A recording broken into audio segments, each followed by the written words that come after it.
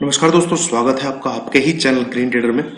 और ये हम बैंक निफ्टी का एनालिसिस करने वाले हैं। फिर इसका एक एक करके जो जो इसके कंपोनेंट्स हैं उसको एनालिसिस करने की कोशिश करेंगे। काफ़ी चेंजेस हैं, जो सेटअप बना हुआ था बाई सपोर्ट पे बाई करने का, उसमें काफ़ी चेंजेस हैं। तो एक एक करके सारे बैंक को पकड़ेंगे, बैंक निफ्टी को डिस्कस करेंगे। तो उससे पहले एक बार हम क्या कहते हैं, डिस्क्लेमर देख लेते हैं। ये है डिस्क्लेमर गाइस, इसको पढ़ना अनिवार्य है, मैंडेटरी है मेरी वीडियो देखने से पहले, क्योंकि मैं कोई सेबी रजिस्टर्ड एनालिस्ट नहीं हूं। इनकेस आप मेरे व्यू पे कोई पोजीशन लेते हैं तो पहले जरूर किसी को कंसल्ट कर लें। तो ये है गाइस बैंक निफ्टी का चार्ट। फिलहाल मैं इसी कंक्लूजन पे पहुंचा हूं कि ये बिल्कुल अपने सपोर्ट पे है। काफी स्टडी करने के बाद पिछले 1-2 घंटे से लगा हुआ हूं मैं। और कल एक डिसाइसिव डे होने वाला है। ठीक है, कल एक डिसाइसिव डे होने वाला है कि ये करना क्या चाहता है। ठीक है, 2-3 टेक्निकल एस्पेक्ट जो मैं आपको बताना चाहूंगा। इसकी क्लोजिंग वीक आई है, इन्वर्टेड हैमर टाइप कैंडल बनी है। ठीक है, और 20 EMA के नीचे क्लोज किया है, और एक बहुत ही इंपॉर्टेंट लेवल 34,640 के नीचे क्लोज हुआ है। ठीक है, since it was expiry day, तो ब्रेकडाउन था या ब्रेकआउट था, मैं उसको इतना कंसीडर नहीं करता हूं, क्योंकि थर्सडे वाले दिन का। तो कल हमको क्लियर पता लग जाएगा कि इसकी क्या मर्जी है। कल अगर ये इस लेवल को तोड़ देता है, आप नोट कर लीजिए, ये लेवल है 34,380। तो बिंदास शॉट मारना, कम से कम 200 पॉइंट के लिए, कम से कम 200 पॉइंट के लिए बिंदास शॉट मारना है आप। ठीक है, और ये अगर ऊपर की तरफ जाता है तो इसको सबसे जो पहली रुकावट मिलेगी वो इसमें क्या कहते हैं, आप बाइंग करिए 34,650 के ऊपर अगर होल्ड करता है तो वहां पे आप बाइंग करिए। ठीक है, 34,650 के ऊपर होल्ड करता है तो कम से कम आपको 34,780 तो मिलेगा। बट कल 34,780 के ऊपर क्लोजिंग आनी बहुत जरूरी है, क्योंकि तेजी का घोड़ा वही होता है जो अपने 20 दिन के मूविंग एवरेज के ऊपर चल रहा होता है। अब आप देखेंगे 10 EMA का मूव भी नीचे की तरफ हो गया है, और ये 20 EMA का मूव भी नीचे की तरफ हो गया। देन मैंने RSI की भी स्टडी करी है बैंक निफ्टी में, वो भी डाइवर्जेंस दिखा रही है नीचे की तरफ। मैं आपको दिखा देता हूं, खैर दिखाएगी वो तो, बट 30 जब भी ये 30 के पास आती है आवरली चार्ट पे जंप मारती है। ये देखिए, ये यहाँ भी 30 के पास। तो कल देखते हैं कल क्या सीन सिनेरियो रहेंगे। बाइंग में कंफर्टेबल नहीं हो पा रहा था, जैसे मैं आपको 2-3 दिन से हमेशा बोलता था कि ये बाइंग जोन है, बाइंग जोन है। But today I was not feeling comfortable, तो मैंने यहाँ पे क्लियर कट मना कर दिया कि बाइंग मत इनिशिएट कीजिए, 1-2 दिन देख लेते हैं। ठीक है, थोड़ा ऊपर बाई कर लेंगे बट कंफर्टेबल होकर बाई करेंगे। ठीक है, तो ये था। और ऊपर से ये श्रीमान जी, इनको देख के, और इसने पूरा ब्रेकडाउन दे दिया है यार, इसने पूरा ब्रेकडाउन दे दिया है। 1480 के नीचे इसको नहीं आना चाहिए था। अब ये पूरा पैटर्न जो बन गया है, ये पूरा जो पैटर्न बन गया है, अभी मैं आपको बता देता हूँ HDFC बैंक में। ठीक है, ये वाला पैटर्न बन गया है। यहाँ पे इसको नीचे तोड़ते ही अगर ये यहाँ से ये ऐसे कुछ आएगा, अभी ये यहाँ पे आएगा, फिर ऐसे जंप करेगा। ठीक है, या तो ये 1450 को टच करके ऊपर निकले। अगर इसने 1450 को ब्रेक कर दिया तो फिर भैया नीचे की कैंडिडेट बनता जा रहा है। मैं साफ बता रहा हूँ आपको, कोई मेरा बायस नहीं है। टेक्निकल देखो, एक तो साइकोलॉजी, पूरी दुनिया टीवी से लेके इधर तक ये बात कर रही है कि निफ्टी का ऑल टाइम हाई लगाए दोबारा, बैंक निफ्टी का भी लगेगा। That is the first thing which create doubt in my mind कि मार्केट ऐसा नहीं करता है जैसा सब बोलते हैं। चलो ठीक है, टेक्निकली बात की जाए तो अब तक टेक्निकली पहला ऐसा दिन गया है जहां पर मुझे ब्रेकडाउन दिखा है, but since it was a expiry day, तो वी हैव टू कंसिडर कि एक कैंडल और हमें दिख जाए, and it was on the just verge of the support of this trend line ये। ठीक है, तो देखते हैं गाइस, कल का मूव डिसाइसिव होने वाला है। उसके बाद ही हम कोई डिसीजन ले पाएंगे कि जुलाई में 36,500 और 38,000 का जो है। ठीक है, आज डेफिनेटली मन में डाउट डाला है HDFC बैंक, और अभी मैं जब चार्ट खोल के देखे इसमें तो क्लियर कट ब्रेकडाउन है। अगर 1455 को टच करके नहीं ऊपर की तरफ घूमता है तो भैया कष्ट होने वाला है फिर। ठीक है, ये आप नजर बना के रखिए। और इसको 1470 को तो नहीं ब्रेक करना चाहिए था भैया, जो इसका 20 मूविंग एवरेज है ये। तो कल इसको किसी भी हालत में 1470 के ऊपर क्लोज करना पड़ेगा अगर इसे ऊपर की तरफ जाना है, या तो 1450 टच करके ऊपर की तरफ निकले। 1450 टूटा HDFC बैंक में तो भैया खतरे की घंटी बज जाएगी, मैं आपको सही बता रहा हूं।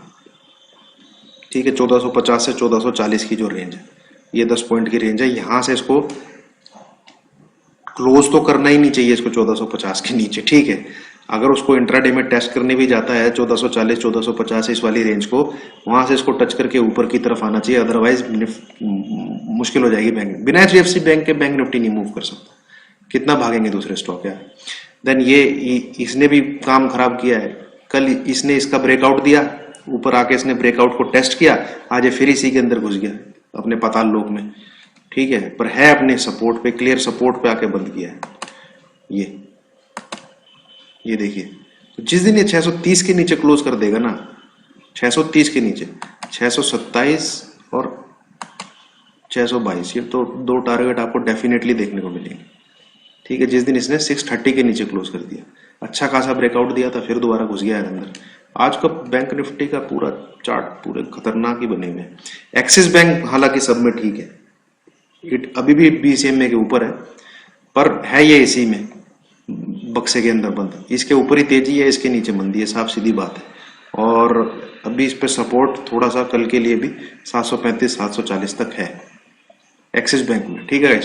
750 के ऊपर ही तेज होगा ये, और 730 तोड़ के नीचे चला गया फिर तो भैया ये भी मंदी का कैंडिडेट बन जाएगा, जैसे आज एचडीएफसी बैंक बना हुआ है।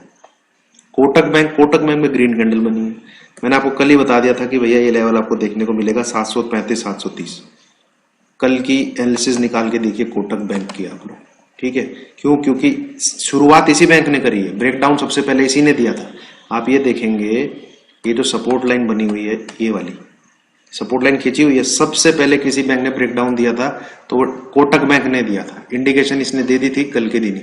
अब ये टेक्निकली इसने आज क्या किया है, इस ब्रेकडाउन को रिटेस्ट किया है, पर ये वीक होता जा रहा है। क्यों? क्योंकि 10 EMA नीचे की तरफ आ गया है, 20 EMA को उसने काट दिया है, अब 50 EMA को भी काट दिया है।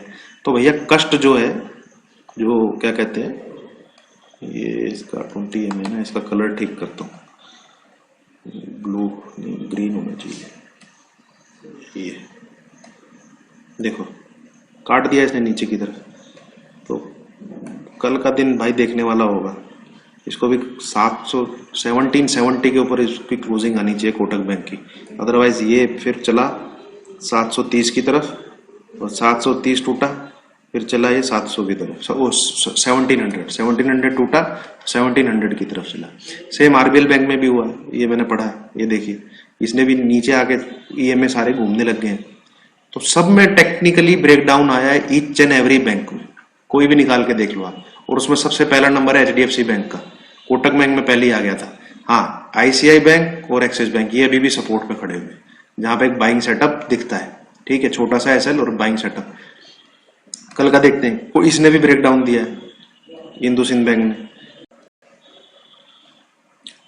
हाँ, इंडोसिंध बैंक की हम बात कर रहे थे, इंडोसिंध बैंक ने भी ब्रेकडाउन दिया और बड़ी गंदी कैंडल बनाई है भाई, ठीक है। अगर कल इसमें देखना पड़ेगा हमें, या तो ये 1000 के ऊपर क्लोज करे कल, और इसने कल अगर 980 के नीचे क्लोज कर दिया, 980 के नीचे क्लोज कर दिया, तो फिर इंडोसिंध बैंक आपको 950 आता हुआ दिखेगा, ठीक है। कल सारे बैंकों की क्लोजिंग देखनी पड़ेगी, क्लोजिंग कहाँ कर रहे हैं, अदरवाइज कष्ट हो जाएगा भाई, ठीक है, अदरवाइज कष्ट हो जाएगा। सब बैंक में ब्रेकडाउन है। एसबीआई खड़ा हुआ है, एसबीआई फिर भी ठीक है सपोर्ट पे। ICI bank, axis bank, SBI फिर भी ठीक है। एसबीआई में ध्यान रखिए कल 417 का लेवल नहीं टूटना चाहिए। मैंने बोला था आपको, देखो 424 टूटेगा, 417 418 दिखाएगा आपको, इसने दिखाया है आज। ऐसा जो लेवल है भाई जीटी के, ठीक है, ध्यान से सुनेंगे, ध्यान से करेंगे तो फायदा होगा। अब कल देखते हैं, 425 से ऊपर बाई है इसमें, और 417 टूटा तो फिर भाई 412 आएगा, सिंपल। बंधन बैंक की कैंडल फिर भी बढ़िया है भाई, ये देखो नीचे सारे ईएमए को टेस्ट करके 10 ईएमए के भी ऊपर बंद किया है, तो अकेला बैंक सही लग रहा है मुझे। पर कहानी वही है, इसको भी 321 के ऊपर निकलना है, अदरवाइज ये भी ऐसे ही कष्ट भरा रहेगा। तो कल देखते हैं गाइस, टेक्निकली मैंने सारे बैंक कवर कर दिए हैं, सब में ब्रेकडाउन है, axis bank, ICI bank, SBI bank को छोड़ के, और सबसे बुरा हाल है एचडीएफसी बैंक और कोटक बैंक ने शुरुआत करी थी इसकी, ठीक है। सबसे पहले कोटक बैंक ने शुरुआत करी थी ब्रेकडाउन की, और आज एचडीएफसी बैंक की बड़ी गंदी कैंडल बनी है। देन हिंदुस्तान बैंक की भी बहुत बेकार कैंडल है। तो कल एक डिसाइसिव डे होने वाला है। हम एक काउंट दे सकते हैं कि भाई एक्सपायरी थी, एक्सपायरी का मूव था, तो ऊपर जाना ही अगर बैंक निफ्टी को, तो एसएल हंटिंग का भी एक हो सकता है केस। इनफैक्ट क्लोजिंग भी 34,600 के लगभग कोई इतनी बेकार नहीं है, बट स्टिल कंफर्टेबल अगर आप नहीं हो तो स्क्रीन से दूर रहना है, मतलब बाइंग और सेलिंग बटन दबाने से दूर रहना ही अच्छा होता है अगर आप कंफर्टेबल नहीं हो तो। ठीक है गाइस, बाकी देखते हैं। मुझे अभी बैंक निफ्टी की मूवमेंट जो है, या तो 34,900 के ऊपर निकले ये तब कंफर्टेबल फीलिंग होगी, हाँ नहीं ऊपर जाना चाहता है 34,900। अदरवाइज ये यहीं घूमता रहा ना तो ये और मंदी का ही कैंडिडेट बनता जाएगा। क्यों, देखिए मैं आपको अच्छे से बताता हूँ। जितना दिन ये 20 EMA के नीचे रुका रहेगा, ठीक है, बहुत प्रोबेबिलिटी रहेगी कि और नीचे की तरफ जाए। ठीक है, और नीचे की तरफ जाए 34,100 की। अगर या तो कल ये ऊपर बंद कर दे तब तो बात ठीक है, अगर ऐसा नहीं हुआ तो फिर 10 EMA नीचे की तरफ आता रहेगा और बहुत कष्ट हो जाएगा। तो इसने तेजी करनी है तो इसको एक से 2 दिन में 34,900 के ऊपर क्लोज करना पड़ेगा। नहीं किया तो फिर भैया नीचे की तरफ मुड़ चलेगा और ये पूरा पैटर्न फेल हो जाएगा फिर, जिसका मैं कई बार जिक्र कर चुका हूं। ठीक है, तो कल एक इंपॉर्टेंट डे है बैंक निफ्टी के लिए एंड जितने बैंकिंग स्टॉक है उनके लिए। तो लेट्स सी गाइस, देखते हैं कल क्या होता है। ये था मेरा बैंकिंग स्टॉक्स और बैंक निफ्टी को लेकर एनालिसिस। इन केस आपको पसंद आता है तो प्लीज चैनल को लाइक कीजिए, शेयर कीजिए, वीडियोस को शेयर कीजिए और सब्सक्राइब कीजिए, घंटे का बटन दबा के रखिए। ठीक है, थैंक यू सो मच।